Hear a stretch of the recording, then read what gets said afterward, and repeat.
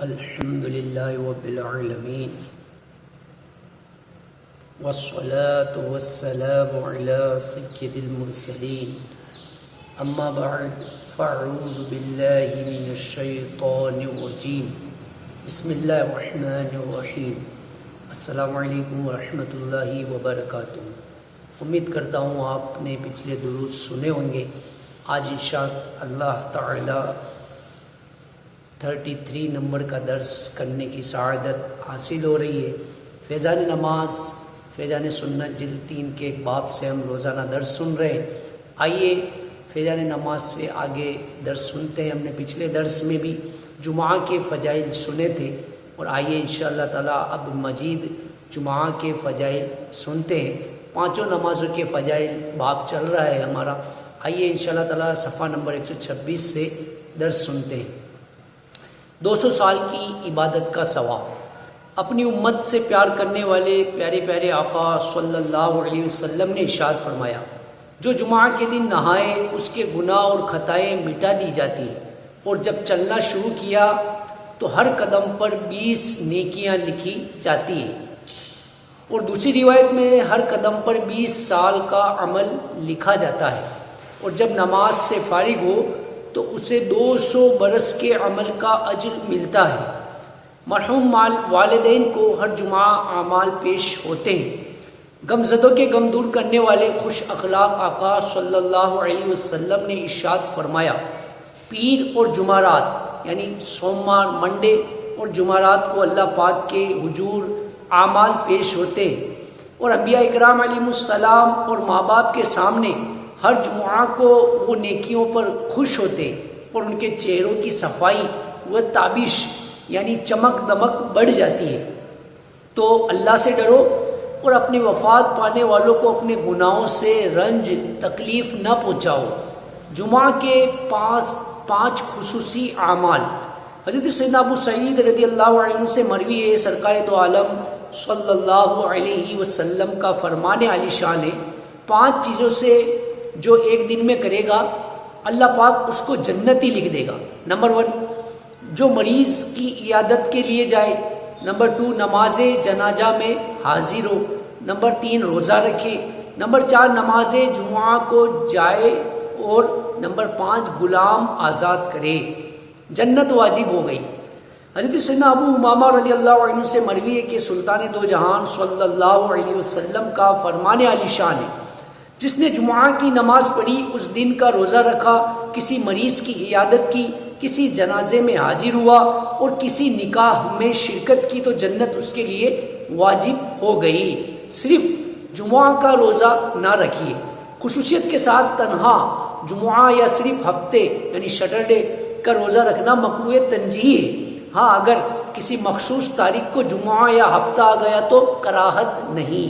مثلاً 15 شعبان المعظم، 27 رجب المرجب وغیرہ۔ فرمان مصطفیٰ صلی اللہ تعالی علیہ وسلم، جمعہ کا دن تمہارے لیے عید ہے، اس دن روزہ مت رکھو مگر یہ کہ اس سے پہلے یا بعد میں بھی روزہ رکھو۔ 10,000 برس کے روزوں کی برابر ثواب۔ سرکار اعلیٰ حضرت امام احمد رضا خان رحمۃ اللہ علیہ فرماتے، روزہ جمعہ یعنی جب اس کے ساتھ پنج شنبہ یعنی جمعرات کا یا شنبہ یعنی ہفتے کا روزہ بھی شامل ہو، مروی ہوا کہ 10,000 برس کے روزوں کے برابر ہے۔ جمعہ کا روزہ ہر صورت میں مکروہ نہیں، مکروہ صرف اسی صورت میں جبکہ کوئی خصوصیت کے ساتھ جمعہ کو روزہ رکھے، خاص جمعہ ہی کو روزہ رکھے۔ چنانچہ جمعہ کا روزہ کب مکروہ ہے؟ اس سلسلے میں فتاوی رضویہ مخرجہ جلد 10 صفحہ 559 سے سوال جواب ملاحظہ ہو۔ سوال: کیا فرماتے علماء دین اس مسئلے میں کہ جمعہ کا روزہ نفل رکھنا کیسا ہے؟ ایک شخص نے جمعہ کا روزہ رکھا، دوسرے نے اس سے کہا جمعہ عید المؤمنین یعنی مسلمانوں کی عید ہے، روزہ رکھنا اس دن میں مکروہ ہے، اور باصرار بعد دوپہر کے روزہ توڑوا دیا۔ جواب: جمعہ کا روزہ خاص اس نیت سے کہ آج جمعہ ہے، اس کا روزہ بالتخصیص یعنی خصوصیت کے ساتھ چاہیے مکروہ ہے، مگر نہ وہ کراہت کی توڑنا لازم ہوا۔ اور اگر خاص بنیت تخصیص یعنی خصوصیت نہ تھی تو اصلاً یعنی بالکل کراہت بھی نہیں۔ اس دوسرے شخص کو اگر نیت مکروہہ پر اطلاع نہ تھی جب تو اعتراض ہی سرے سے حماقت ہوا، اور روزہ توڑوا دینا شرع پر سخت جرأت، اور اگر اطلاع بھی ہوئی جب بھی مسئلہ بتا دینا کافی تھا، نہ کہ روزہ توڑوانا، اور وہ بھی بعد دوپہر کے، جس کا اختیار نفل روزے میں والدین کے سوا کسی کو نہیں۔ توڑنے والا اور توڑوانے والا دونوں گناہگار ہوئے۔ توڑنے والے پر قضا لازم ہے، کفارہ اصلاً بالکل نہیں۔ واللہ تعالی اعلم۔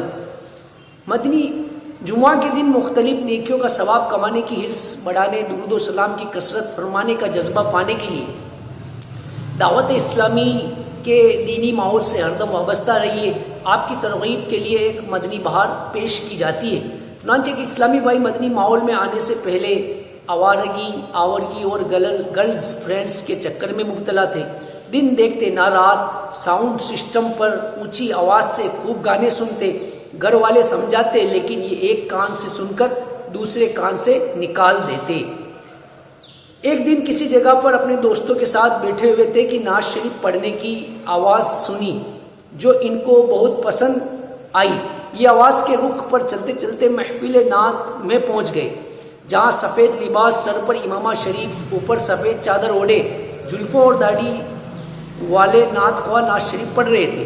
ان کے دل پر چوٹ لگی کہ میری بھی کیا زندگی ہے، زندگی کا لطف تو یہ لوگ اٹھا رہے ہیں جو سرکار مدینہ صلی اللہ علیہ وسلم کے عشق میں ان کی سنتوں پر عمل کرتے ہیں۔ اس محفل نعت میں بیٹھے بیٹھے انہوں نے نماز پڑھنے کی پکی نیت کی اور پڑھنی بھی شروع کر دی۔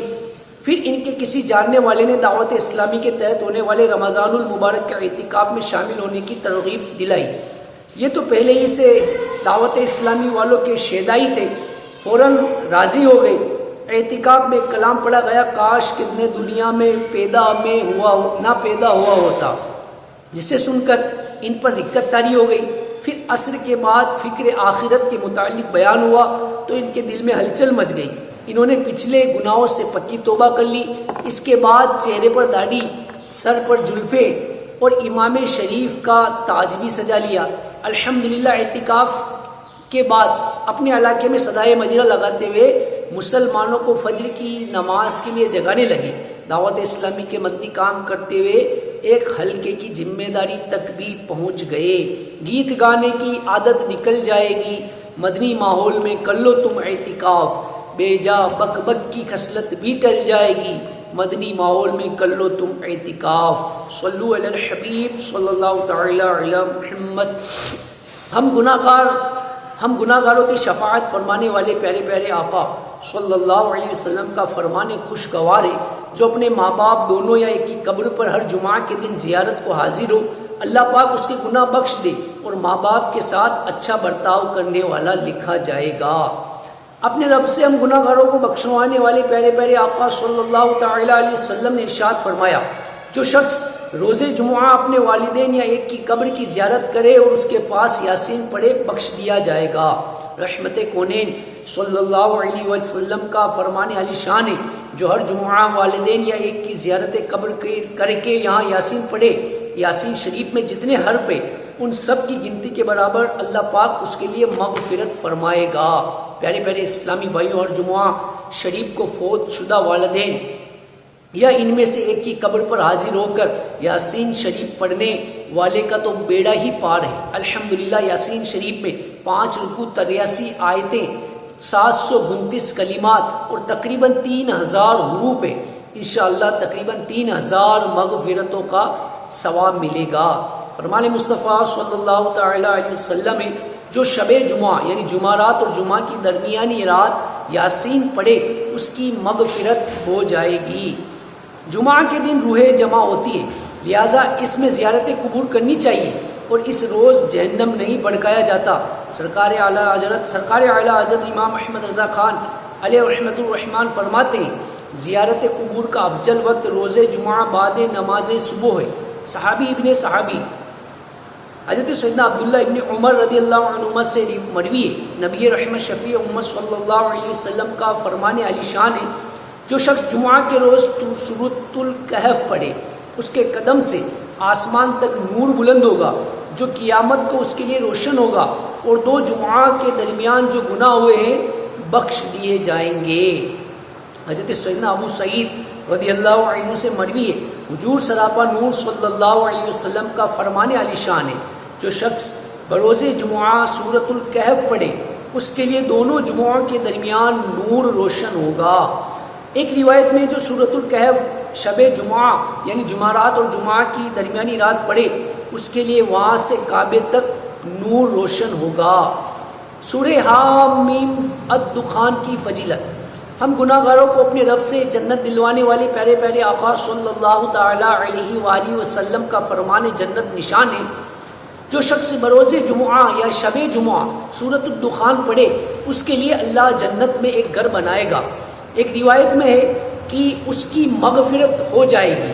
اللہ پاک کی عطا سے غیب کی خبریں دینے والے پیارے پیارے آقا صلی اللہ علیہ وسلم کا فرمان عالی شان ہے، جو شخص رات میں سورۃ الدخان پڑھے تو صبح ہونے تک اس کے لیے 70,000 فرشتے استغفار کریں گے۔ فرمان مصطفیٰ صلی اللہ تعالی علیہ وسلم، جو شخص جمعہ کے دن نماز فجر سے پہلے 3 بار استغفر اللہ الذی لا الہ الا ھو واتوب الیہ پڑھے اس کے گناہ بخش دیے جائیں گے، اگرچہ سمندر کی جاگ سے زیادہ ہو۔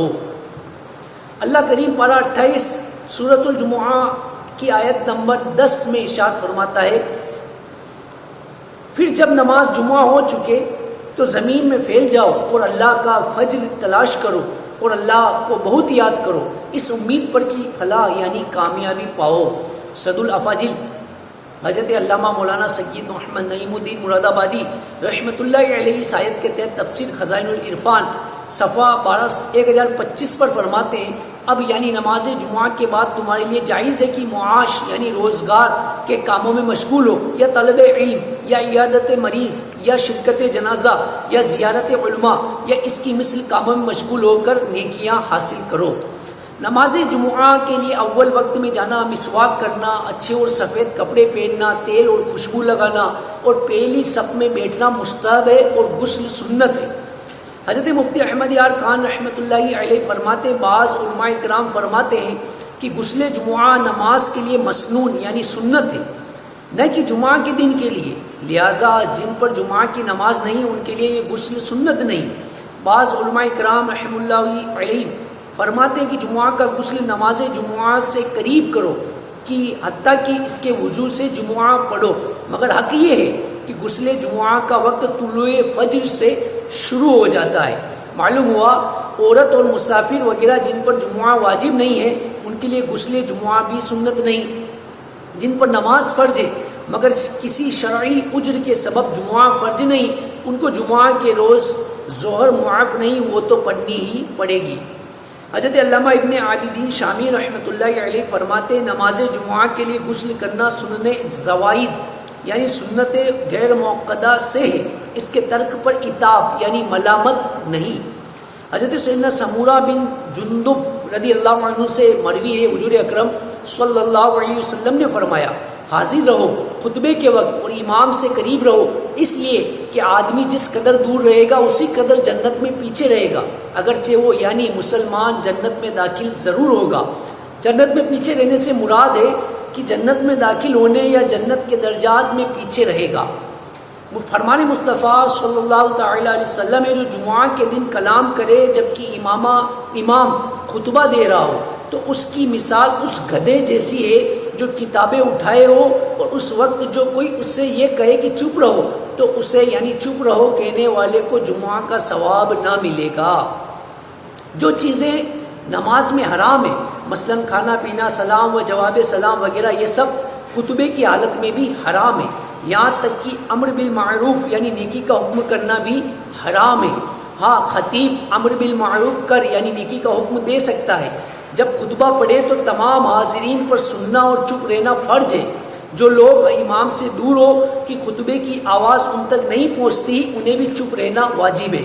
اگر کسی کو بری بات کرتے دیکھے تو ہاتھ یا سر کے اشارے سے منع کر سکتے ہیں، زبان سے ناجائز ہے۔